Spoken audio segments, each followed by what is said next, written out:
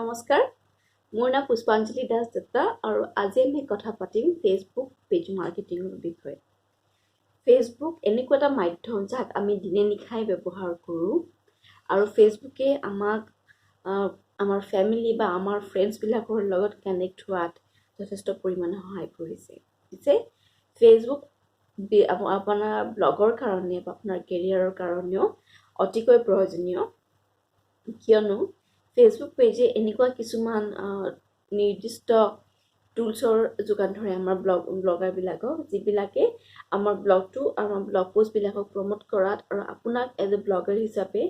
Recognise কৰাত বহুত সহায় কৰে তাৰ আগে মই ক'ব বিচাৰিম যে ফেচবুক পেজ আৰু ফেচবুক প্ৰফাইল এই দুইটা বেলেগ বেলেগ বস্তু আৰু ফেচবুক পেজ আৰু ফেচবুক গ্ৰুপো ব্লগিঙত বিভিন্ন প্ৰকাৰে ব্যৱহাৰ হয় তথাপিও এই তিনিটা বস্তু ফেচবুক পেজ ফেচবুক প্ৰফাইল আৰু ফেচবুক গ্ৰুপ ব্যৱহাৰ কৰোঁতে আমি বেলেগ বেলেগ নিয়মৰ সহায় ল'বলগীয়া হয় আজিৰ ভিডিঅ'টোত আমি অকল ফেচবুক পেজৰ বিষয়ে কথা পাতিম আৰু কেনেকৈ আপোনাক ফেচবুকে আপোনাৰ ব্লগবিলাক প্ৰমোট কৰাত সহায় কৰে তাকে ফেচবুক পেজ এনেকুৱা এটা টুল যিয়ে আপোনাক আপোনাৰ ফেচবুক আপোনাৰ ফ্যামিলি আৰু আপোনাৰ ফ্ৰেণ্ডছৰ সাৰ্কেলটোৰ পৰা ওলাই বেলেগ মানুহক জয়েন কৰাত বা বেলেগ মানুহক ঢুকিবলৈ সহায় কৰে ফেচবুক যিটো এলগৰিথমটোৱে এনেকুৱা যে ফেচবুকে অকল আমাৰ নিৰ্দিষ্ট কেইজনমান বন্ধু যাৰ লগত আমি খুব বেছিকৈ ইন্টাৰেকশ্যন কৰোঁ বা নিৰ্দিষ্ট কেইজনমান ব্যক্তি যাৰ ফটোত আমি বেছিকৈ লাইক কৰোঁ বা ফটোত আমি কমেণ্ট বেছিকৈ কৰোঁ তেওঁলোকৰ পোষ্টবিলাকে আমাৰ টাইমলাইনত আহি থাকে এনেকুৱাও কেতিয়াবা হয় ধৰি লওক আপোনাৰ 100জন বন্ধু আছে তাৰে মাত্ৰ আপুনি কি দেখে মাত্ৰ 20জনমান মানুহৰহে আপুনি পোষ্টবিলাক দেখে এনেকুৱা কিয় হয় ফেচবুকে আপোনাৰ বিহেভিয়াৰ আপুনি কাক লাইক কৰিছে কাক ইগনোৰ কৰিছে সেই গোটেইখিনি বস্তু মন কৰি পেলাই তেনেকুৱা যিবিলাক মানুহক আপুনি বেছি ভাল পায় বা যিবিলাক মানুহক আপুনি পোষ্ট চাই ভাল পায় বা যিবিলাক গ্ৰুপত আপুনি ইন্টাৰেকশ্যন বেছিকৈ কৰে যিবিলাক ভিডিঅ'জ আপুনি বেছিকৈ চাই বেছিকৈ লাইক কৰে বা ৰিয়েক্ট কৰে তেনেকুৱা বস্তুবিলাক আপোনাৰ কি কৰে বেছিকৈ দেখুৱায় সেইকাৰণে এনেকুৱা হয় যে কিছুমান বন্ধু আমাৰ পুৰণি বন্ধুবিলাকৰ ফটোবিলাক আমি কমকৈ দেখোঁ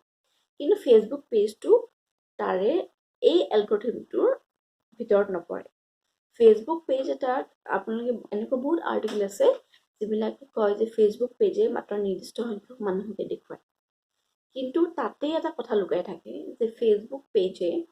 যেতিয়া কোনোবা এজন মানুহক আপোনাৰ ফেচবুক পেজৰ পোষ্ট দেখুৱায় তাৰ মানে এইটো বুজায় যে সেই মানুহজনৰ আপোনাৰ ব্লগটোৰ যিটো কণ্টেণ্ট আপোনাৰ ফেচবুক পেজৰ যিটো কণ্টেণ্ট সেই কণ্টেণ্টৰ প্ৰতি আগ্ৰহ আছে ফেচবুকে ফেচবুক পেজৰ পোষ্টবিলাক এনেকুৱা মানুহকে দেখুৱায় যিখিনি মানুহৰ আপোনাৰ ফেচবুক পোষ্টটো লাইক কৰাৰ বা ইণ্টাৰেক্ট কৰাৰ বা তাতে এংগেজ হোৱাৰ সম্ভাৱনা 90% থাকে সেইকাৰণে কি হয় আপোনাৰ পেজ এখনত যদি 1000 মানুহে লাইক কৰি থৈছে তাৰে আপোনাৰ 500 বা 700 মানুহে আপোনাৰ পেজটো কেলেই দেখে কাৰণ সেইখিনি মানুহেহে আপোনাৰ পেজটোৰ লগত এংগেজ হৈ আছে আপুনি যিমানে এটা পেজৰ লগত বেছিকৈ এংগেজ হৈ থাকিব যিমানে পেজটোৰ বস্তুবিলাক শ্বেয়াৰ কৰিব বা আপোনাৰ সেই পেজটোৰ পোষ্টবিলাক লাইক কৰিব ফেচবুকে সেই পেজটোৰ বস্তুবিলাক আপোনাক বেছিকৈ দেখুৱায় সেই গোটেইখিনি কথা আপোনাৰ নিজৰ পেজটোৰ লগতো খাটে যেতিয়াই আপুনি আপোনাৰ পেজটোত বেছিকৈ বস্তু দিব বেছিকৈ পোষ্ট শ্বেয়াৰ কৰিব বা বেছিকৈ লিংক শ্বেয়াৰ কৰিব তেতিয়া কি হয় ফেচবুকে সদায় প্ৰথমতে নিৰীক্ষণ কৰে যে কোনখিনি মানুহে আপোনাৰ ফেচবুক পেজৰ বস্তুখিনি পোষ্টখিনি বেছিকৈ চাই আছে কোনে লিংকত ক্লিক কৰিছে কোনোৱে জাষ্ট লাইক কৰিছে বা স্ক্ৰল কৰি গুচি গৈছে কোনে শ্বেয়াৰ কৰিছে কোনে কমেণ্ট কৰিছে তো সেই নিজে ফেচবুকৰ এলগৰিথমটোৱে এটা ডাটাবেছ এটা ক্ৰিয়েট কৰি লয় আৰু ডাটাবেছটো ক্ৰিয়েট কৰি লোৱাৰ লগে লগে সেই ডাটাবেছৰ মানুহখিনিকে ফেচবুকে কি কৰে আপোনাৰ পোষ্টবিলাক দেখুৱায় আৰু এই গোটেইখিনি কথা ক'ত পাব পাৰি ফেচবুক পেজৰ এটা ইনচাইটছ বুলি টেব এটা থাকে আপুনি যদি লেপটপৰ পৰা খোলে লেপটপত আপোনাৰ যিটো পেজৰ বৰ্ডাৰ থাকে সেই বৰ্ডাৰত থাকে বা আপোনাৰ ফেচবুক পেজটো যদি আপুনি মোবাইলত খোলে তেতিয়াও আপোনাৰ ছেকেণ্ড বাটনটোৱে আপোনাৰ ফেচবুক ইনচাইটছত গৈ কি বয়সৰ মানুহে আপোনাৰ ফেচবুক পেজটো লাইক কৰিছে, কেনেকুৱা পোষ্ট তেওঁলোকে ভাল পাইছে, কিখিনি সময়ত তেওঁলোকে বেছিকৈ অনলাইন আছে, সেই গোটেইখিনি তথ্য আপোনাক দাঙি ধৰে। আৰু এইখিনি তথ্যৰ ওপৰত ডিপেণ্ড কৰি আমি কি কৰিব লাগে, সেইমতে আমাৰ পোষ্টবিলাক শ্বেয়াৰ কৰিব লাগে। ধৰি লওক আপোনাৰ যিখিনি ফেচবুক পেজৰ ফলোৱাৰ, তেওঁলোকে গধূলি 5টা বজাৰ পৰা 9টা বজালৈকে বেছিকৈ অনলাইন থাকে। তাৰমানে আপুনি যদি 5টাৰ পৰা 9টাৰ ভিতৰত ৰাতি আপোনাৰ পোষ্টবিলাক বা লিংকবিলাক শ্বেয়াৰ কৰে, তেতিয়াহ'লে আপোনাৰ পোষ্টবিলাক বেছি সংখ্যক মানুহে দেখাৰ চান্সেছ বেছি থাকে। যদি আপোনাৰ দুপৰীয়া মানুহখিনি অনলাইন নাথাকে, তেতিয়াহ'লে সেই পোষ্টবিলাকৰ যিটো ৰিচ হয়, সেই ৰিচটো কম হোৱা দেখা যায়। মোৰ উদাহৰণ দিছোঁ, মোৰ যিটো Facebook page the writers club, তাৰে মানুহখিনি সদায় গধূলি 7টা বজাৰ পৰা ৰাতি 11টা বজালৈহে বেছিকৈ অনলাইন থাকে। গতিকে মই যেতিয়াই ফেচবুক পেজৰ পৰা লাইভ যাওঁ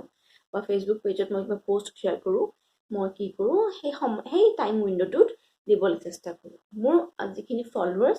তেওঁলোকে ৰাতিপুৱাও মানে দিনৰ 11টামান বজাত কি হয়, তেওঁলোকে অনলাইন থাকে।